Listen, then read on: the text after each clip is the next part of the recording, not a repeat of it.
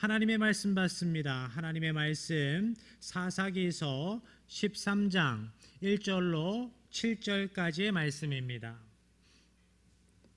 구약성경 사사기서 13장 1절로 이하 7절까지의 말씀 한 절 한 절씩 교독하시고 마지막 절 한 목소리로 한 마음으로 함께합니다.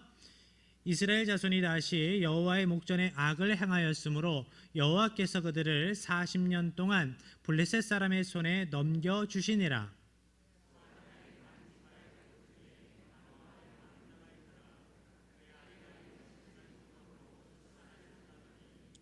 여호와의 사자가 그 여인에게 나타나서 그에게 이르시되 보라 내가 임신하지 못함으로 출산하지 못하였으나 이제 임신하여 아들을 낳으리니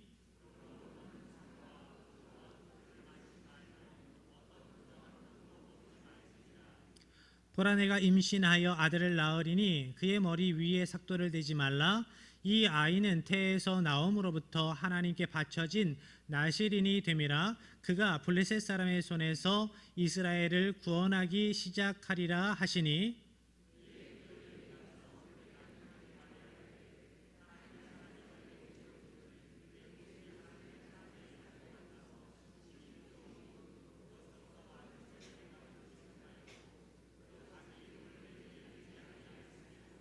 함께합니다.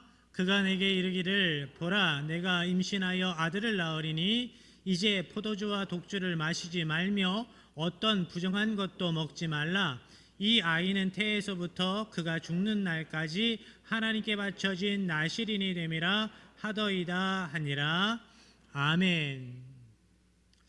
이스라엘이 40년 동안 블레셋의 압제 가운데에 압제 아래에서 살아가게 됩니다. 전에 없었던 긴 기간입니다. 본문의 말씀 1절로 들어갑니다. 함께합니다. 이스라엘 자손이 다시 여호와의 목전에 악을 행하였으므로 여호와께서 그들을 40년 동안 블레셋 사람의 손에 넘겨주시니라.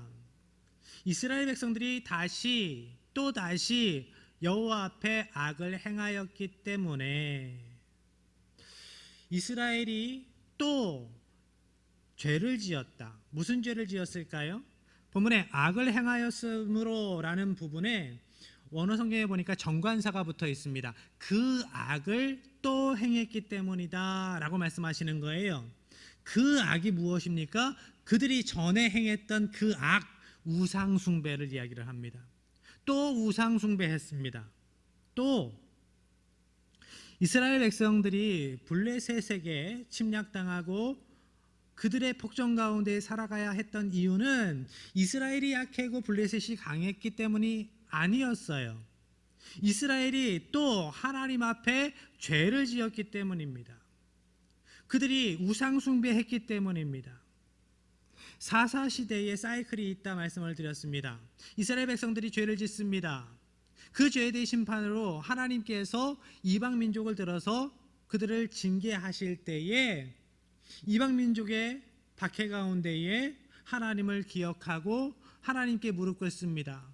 그들이 하나님께 부르짖습니다. 회개합니다. 그러면 하나님께서 그 기도를 들으시고 또 사사를 세우셔서 구원하시지요. 죄에 대한 심판, 회개, 구원의 사이클이 반복해서 돌아갑니다. 그런데 문제는 사사시대의 뒤로 가면, 말기로 들어가면 이 사이클이 제대로 돌아가지 않습니다. 죄, 심판, 회개, 구원의 사이클 가운데 하나가 빠지게 됩니다. 뭐가 빠질까요? 회개가 없어져요. 이스라엘이 죄를 짓고 그 죄로 인한 징계 가운데에 다른 이민족들의 박해를 받으면서도 회개하지 않습니다. 하나님께 부르짖지 않습니다. 이것이 오늘 본문에 나오는 이스라엘의 모습이었습니다. 그런데 왜 그들이 회개하지 않았을까? 왜 그들은 이방 민족의 블레셋의 폭정 가운데에서도 그렇게 살아가면서도 하나님께 회개하지 않을까? 하나님께 부르짖지 않을까? 이스라엘 백성들에게 문제의식이 없어졌기 때문입니다. 사사기 15장 말씀에 가보면 삼손이 블레셋 사람들을 죽인 것을 유다 사람들이 탓하면서 이렇게 이야기를 합니다. 너는 블레셋 사람이 우리를 다스리는 줄을 알지 못하느냐? 내가 어찌하여 우리에게 이같이 행하였느냐? 전 같으면 이렇게 사사가 대적들을 공격해서 승리를 거두었으면 우리도 같이 일어나서 저 대적을 이방 민족을 무찔러야 되겠다. 이렇게 나와야 정상인데 유다 사람들이 이스라엘 백성들이 삼손을 탓하는 겁니다. 왜 블레셋 사람 죽였냐고. 왜 그렇게 했냐고. 왜 우리에게 이렇게 했냐고. 그들은 블레셋의 압제 가운데에 살아가면서도 이렇게 살아가는 게 어때서? 뭐가 문제야? 이렇게 생각하고 이렇게 이야기를 하고 있는 거죠. 역사의식이 없고 문제에 대한 의식이 없으면 이렇게 살아가는 겁니다.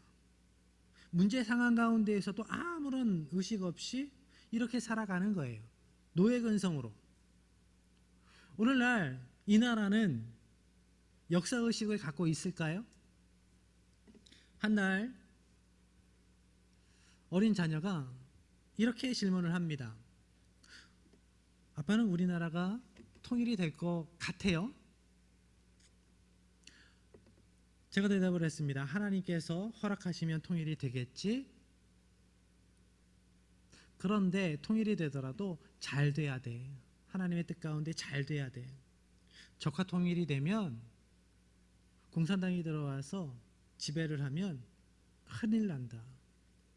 적화 통일이 되면 목사인 아버지가 숙청대상 1호야. 그랬더니 어린 자녀의 눈이 동그래집니다. 네? 왜요? 원래 그래. 공산주의는 기독교를 가만히 둘 수 없어. 그래서 6.25 때도 목사는 숙청대상 1호였고 앞으로도 그럴 거다. 아이들이 몰랐어요. 왜요? 배우지 않았으니까. 역사에 대해서 모르니까. 가르쳐야 합니다. 역사의식이 있어야 해요. 믿음 안에서 역사를 온전히 바라보는 의식이 우리에게 있어야 합니다. 우리에게 뿐만 아니라 다음 세대에도 그것을 가르쳐야 해요. 그렇지 않으면 이렇게 사는 게 어때서? 이런 이야기를 하게 됩니다. 그리고 이스라엘이 이방민족의 압제 아래에서도 하나님께 부르짖지 않는 이유, 회개하지 않았던 이유는 죄된 세상과 섞여 사는 그것이 그들의 일상이 되었기 때문입니다. 이스라엘은 이제 수많은 우상을 숭배하면서 그것이 죄라고 인식하지도 못합니다. 그게 뭐가?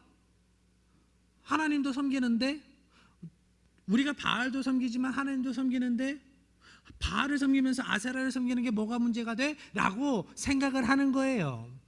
다른 사람들도 다 그렇게 사는데 다른 사람들도 다 그렇게 사는데 예전에 어떤 집사님이 저에게 그런 이야기를 하세요. 목사님이 세상을 몰라서 그래요. 세상 사람들도 다 그렇게 살아요. 우리는 세상 사람들이 아니잖아요. 하나님의 백성이잖아요. 그러니까 세상 사람들도 그렇게 살기 때문에 그렇게 산다? 그것은 우리에게 핑계가 될 수 없어요. 우리는 하나님의 자녀입니다. 하나님의 백성이에요.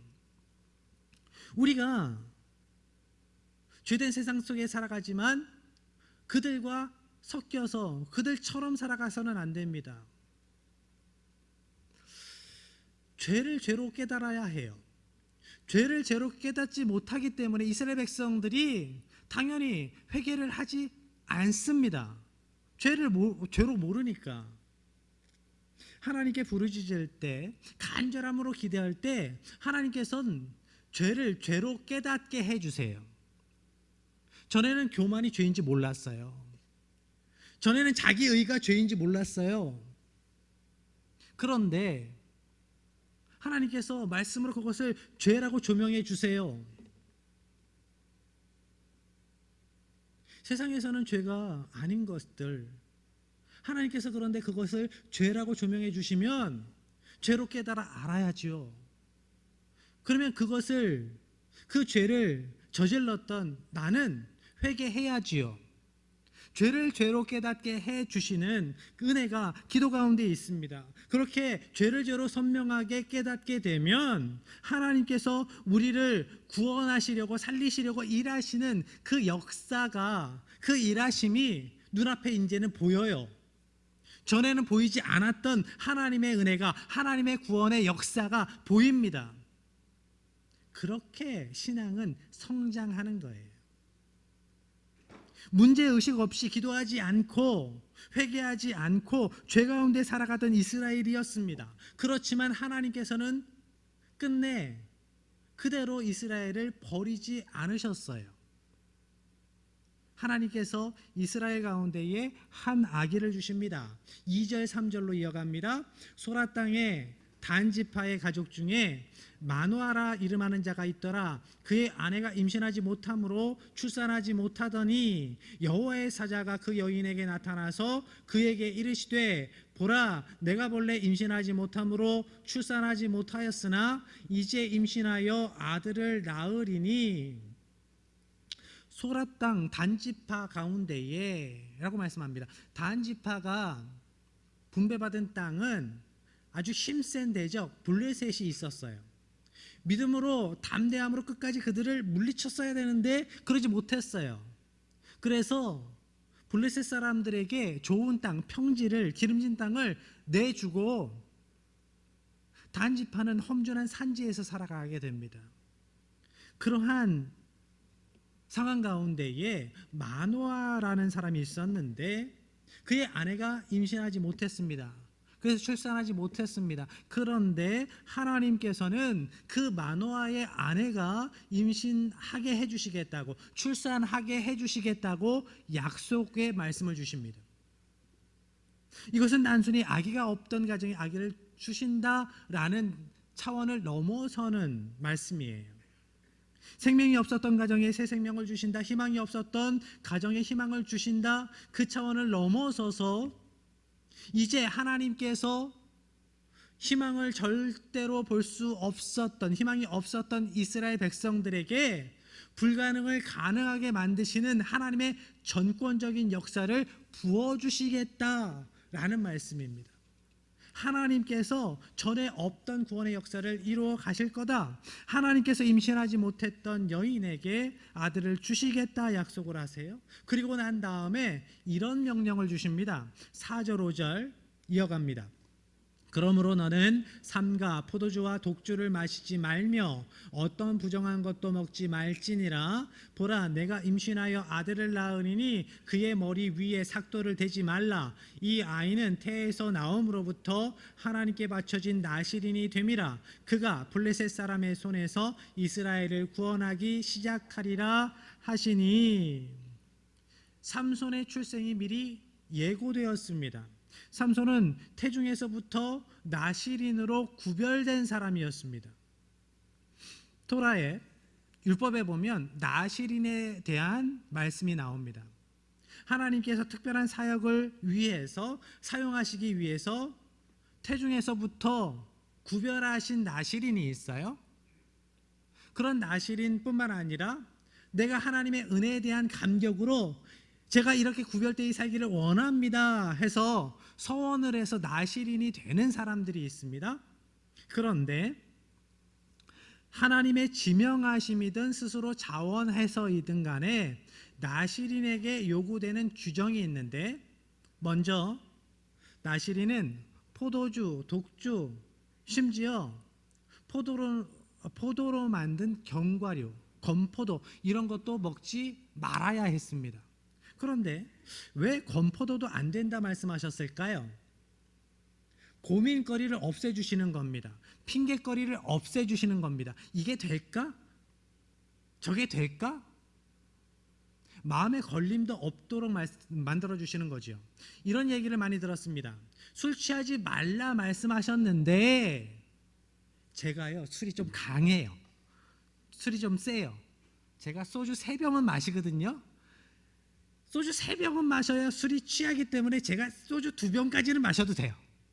이렇게 말씀하시는 분을 제가 만났어요. 그런 말씀일까요? 사람에 따라서 어떤 사람은 소주 1병 마셔도 되고 어떤 사람은 소주 2병 마셔도 된다, 이런 말씀일까요? 아니라는 거예요. 그런 핑계거리를 만들지 말라고 말씀하세요. 아예 걱정거리를, 고민거리를 만들지 말라고 말씀하세요. 죄된 자리에는 그냥 가지 않는 거예요. 고민하지 않도록. 그러면 돼요. 그리고 나시린은 두 번째로 시체나 부정한 것을 가까이에서는 안 됐습니다. 그래서 가족의 장례가 진행돼도 손을 보탤 수가 없었어요. 그리고 마지막으로 나시린은 머리를 깎으면 안 됐습니다. 삼손은 태에서부터 나시린으로 구별된 존재였기 때문에 그 아기를 임신한 마노아의 아내도 독주 포도주를 마시지 말아야 했어요. 부정한 것에서 멀리 떨어져 있어야 했습니다. 왜요? 그 태에 하나님께서 작정하신 나시린 아기가, 그 생명이 있었기 때문에. 5절 하반절의 말씀으로 갑니다. 함께 합니다. 이 아이는 태에서 나옴으로부터 하나님께 바쳐진 나시린이 됨이라. 그가 블레셋 사람의 손에서 이스라엘을 구원하기 시작하리라 하시니. 태에서 나옴으로부터, 이 부분을 히브리어로 살펴보니까 민 바하바텐이라고 해요. 민은 전치사예요. 뭐뭐로부터, 뭐뭐 중에서라는 뜻입니다. 이 부분은 성경의 앞뒤 맥락을 살펴보면 태중에서부터라고 해석하는 것이 더 좋아요. 그러니까 태중에서부터 그는 나시린이었기 때문에, 삼손이 나시린이었기 때문에 그 나시린을 베고 있는 어머니도 구별된 삶을 살아야 하는 거예요. 새 생명을 가지면 그때부터 조심합니다. 먹는 것도 조심하고, 보는 것도 조심하고, 듣는 것도 조심해요. 그래서 보는 것도 가려서 하고, 먹는 것도 예쁜 것만 먹습니다. 몸에 나쁜 거 먹지 않지요. 하물며 하나님께서 거룩한 귀한 사역을 위해서 구별하신 그 생명이 태중에 있기 때문에 조심해야 하는 거예요. 구별됨으로 살아가야 하는 겁니다. 하나님께서는 이렇게 태중에서부터 구별하신 삼손, 하나님께 바쳐진 나시린을 통해서 구원의 역사를 이루어 가십니다. 그가 블레셋 사람의 손에서 이스라엘을 구원하기 시작하리라. 그럼 오늘날에는 나시린이 있을까요? 오늘날에도 나시린이 있습니다. 오늘날의 나시린은 바로 성도된 우리예요. 성도된 우리가 나시린입니다. 왜냐? 성도, 거룩할 성, 백성도에서 하나님의 거룩한 백성을 성도라고 칭하지요. 그 이름을 우리가 받았어요. 성경에서 거룩을 이야기할 때는 항상 구별됨을 전제합니다. 죄된 것과 떨어져 있는 거예요. 속된 것과 구별되어 있는 겁니다. 세상과 구별된 하나님의 백성이 바로 성도라는 이름으로 불려지는 우리예요.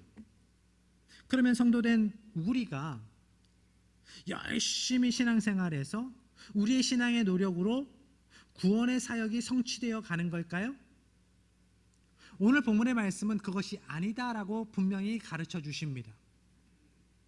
모든 일이 그렇지만 특별히 구원 사역에 있어서는 하나님께서 전권적인 능력으로 일하십니다. 제대로 알지 못하는 사람이 이런 이야기를 해요. 우리의 믿음, 우리의 믿음의 노력 50%, 하나님의 은혜 50%? 그렇게 해서 구원을 받는데 아니에요. 전적인 하나님의 은혜입니다. 우리가 어떻게 믿게 되었지요? 하나님의 은혜로. 우리가 죄인 되었을 때 우리가 하나님을 먼저 사랑한 것이 아니라, 우리가 우리의 믿음의 노력으로 하나님께 나아간 것이 아니라, 하나님께서 죄인 되었을 때, 우리가 죄인 되었을 때에 우리를 불러주셨어요. 예수님이 십자가 보혈을, 그 복음을 듣게 하셨고 믿게 하셨습니다. 그래서 우리가 우리의 믿음이 연약해질 때, 믿어지지 않을 때 어떻게 해야 합니까? 하나님, 믿음이 흔들립니다. 믿어지지 않습니다. 우리에게 믿음 주세요. 저에게 믿음을 더하여 주세요. 기도해야 하는 거예요. 그러면 하나님께서 구하는 자에게 믿음의 믿음을 더해 주십니다. 은혜의 은혜를 더해 주세요. 그것도 하나님의 은혜지요. 하나님의 일하심입니다. 그렇게 우리가 하나님의 백성 되었습니다. 하나님의 전적인 은혜예요. 하나님의 구원 사역은 전적으로 일하시는 하나님의 일하심 가운데 있는 거예요. 하나님께서는 이스라엘이 부르짖지 않았음에도 본문에 보니까 사사를 보내주셨습니다. 마노아의 가정에 아기가 없었어요. 아기를 달라고 구하지 않았는데도 하나님께서 전격적으로 아기를 주셨습니다. 그러니까 우리가 바로 알아야 할 사실, 구원은 회개의 대가가 아니다라는 겁니다. 우리가 열심히 기도해서 오랜 기도의 상급으로 주신 것이 아니다라는 거예요. 구원은 하나님의 전적인 은혜예요. 그런데 그 놀라운 은혜를 베푸시기 위해서 우리를 사용하시지요. 우리를 사용하시기를 기뻐하십니다. 그렇지만 우리가 한 게 아니에요. 우리는 도구일 뿐입니다. 우리는 구원의 통로일 뿐입니다. 어떤 이들을 위해서 열심히 기도했어요. 그들이 예수님 믿기를 원해서 열심히 중보했고, 그들에게 찾아가서 전도했고 복음을 전했어요. 나중에 그 귀한 분이 우리 교회에 출석을 하십니다. 내가 전도해서, 내가 기도 열심히 해서 구원받은 거야? 아니요. 나를 그 구원의 역사에 사용해 주신 하나님의 은혜가 감사할 뿐입니다. 그래서 우리가 모든 사역의 끝에 이렇게 고백을 하는 거예요. 하나님의 은혜였습니다. 하나님께서 하셨습니다. 하나님께서 하셨습니다. 하나님께서 하셨는데 그 구원의 역사 가운데 나를 사용하여 주셨음에 감사할 뿐입니다.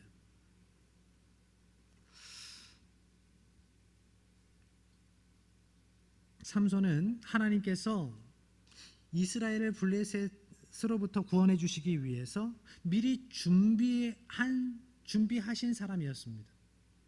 이렇게 삼손은 태중에서부터 구별된 인생이었습니다. 사명을 받은 인생이었습니다.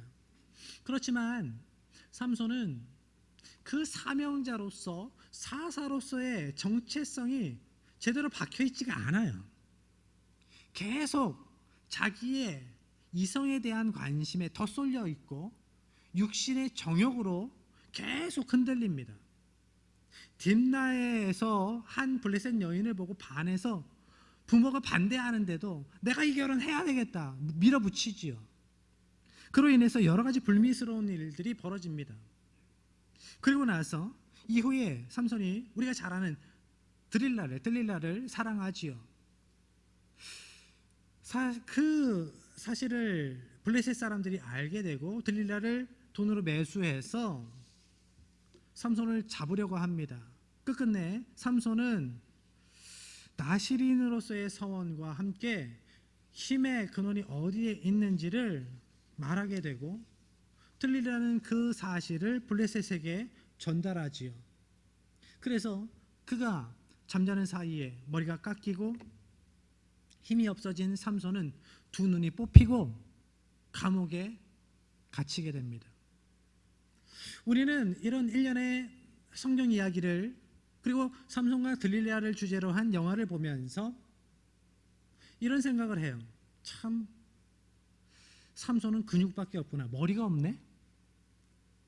힘은 있고 믿음은 없네.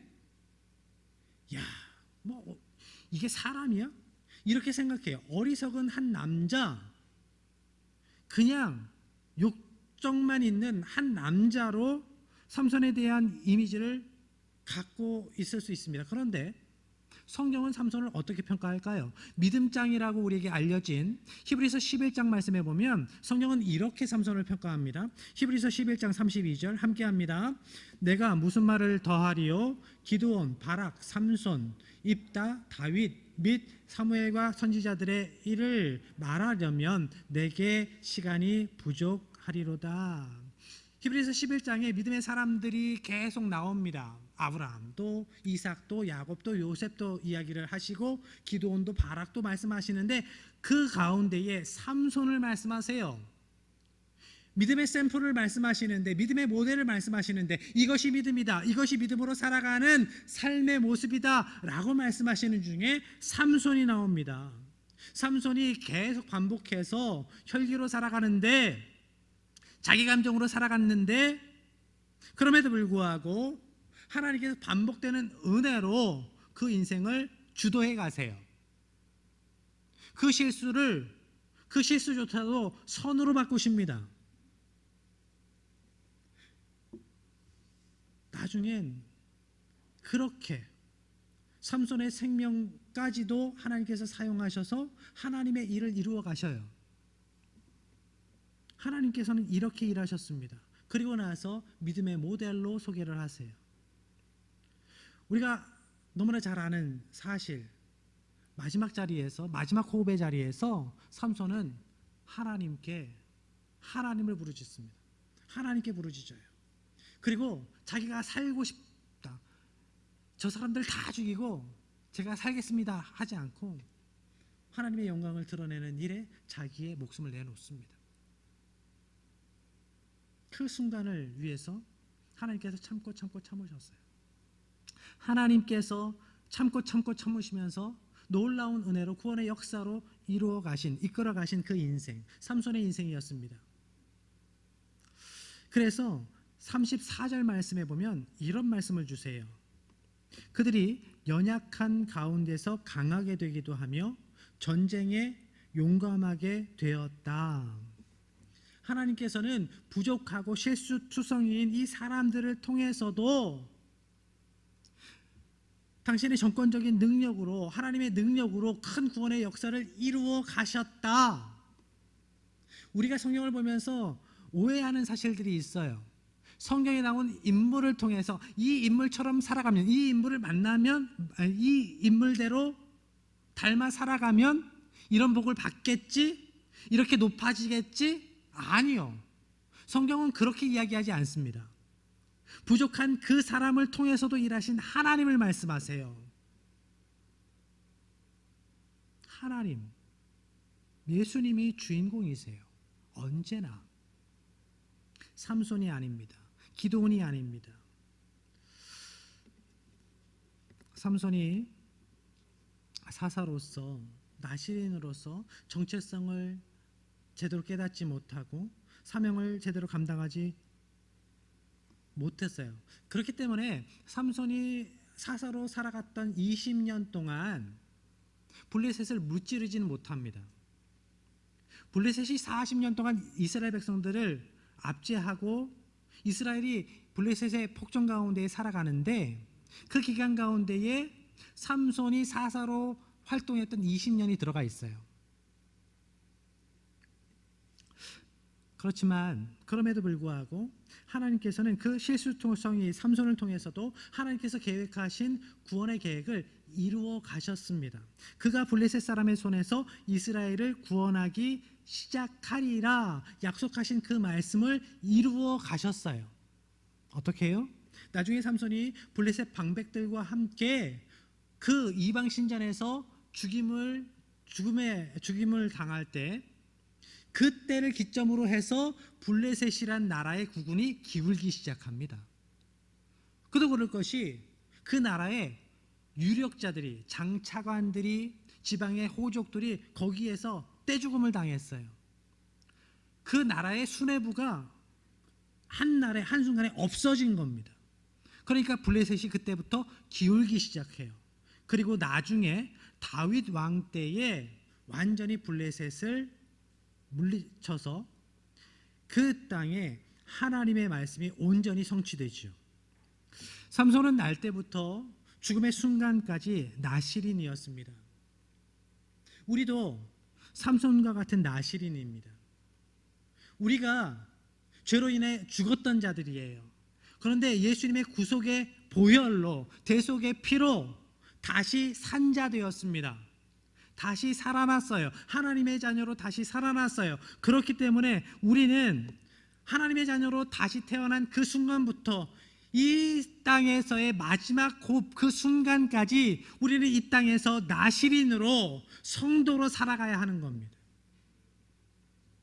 하나님께서 구별한 자로, 하나님의 존귀한 자로, 우리가 하나님께서 이 시대에 이 세대를 위해서 나를 세우셨다, 성도로 하나님의 백성으로 세우셨다, 사사로 세우셨다라는 것을 기억해야 합니다. 때로 우리가 실수할 수 있어요. 우리가 부족합니다. 우리가 넘어질 수 있습니다. 그럼에도 불구하고 삼손을 그렇게 끝까지 인도하신, 삼손을 통해서 이스라엘을 구원하시기 시작하신 하나님께서 부족한 우리를 통해서도 그 구원의 역사를 이루어 가실 것입니다. 부족한 우리를 통해서도 이루어 가시는 그 구원의 역사를 우리의 가정에서, 우리의 일터에서, 우리의 교회에서 보여주실 것입니다. 바라기는 나의 연약함을 바라보지 마세요. 나의 실수에, 여러분의 실수에 집중하지 마십시오. 그럼에도 불구하고 우리를 붙들어 사용하시는 전능하신 하나님께 초점을 맞추시고 살아가십시오. 그때에 하나님의 능하신 손길을 경험하실 겁니다. 하나님의 능하신 손길, 회복하시고 세우시는 놀라운 능력으로 살아가시는 하나님의 백성들 되시기를 주님의 이름으로 간절히 축복합니다.